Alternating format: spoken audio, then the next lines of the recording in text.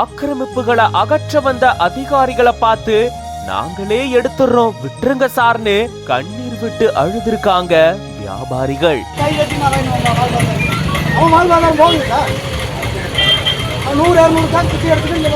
எங்களை வேலை செய்ய விடுங்க காட்டத்தோட தெரிவிச்சிருக்காங்க அதிகாரிகள். குன்னூர் நகராட்சியில சாலையோர ஆக்கிரமிப்புகள் அகற்றத்தால பெரும் பரபரப்பு ஏற்பட்டிருக்கு.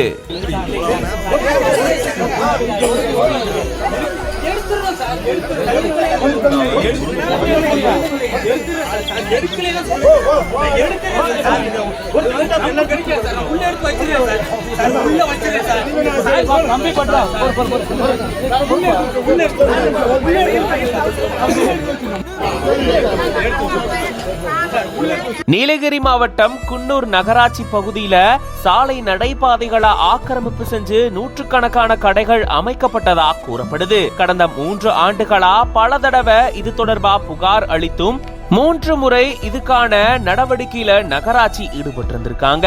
ஆனா அது எல்லாமே தோல்வியில முடிஞ்சதா கூறப்படுது. இதை தொடர்ந்துதான் இதுக்கு கடும் எதிர்ப்புகள் கிளம்பிய சூழல்ல நகராட்சி கடந்த 1 வாரத்துக்கு முன்னாடியே சாலையோர ஆக்கிரமிப்புகளை அகற்ற சொல்லி கடை வியாபாரிகளுக்கு கால அவகாசம் அளிக்கப்பட்டது. ஆனாலுமே அங்க இருக்கக்கூடிய கடைகள் அகற்றப்படாததால நகராட்சி அதிகாரிகள் அதிரடி நடவடிக்கையை மேற்கொண்டிருக்காங்க.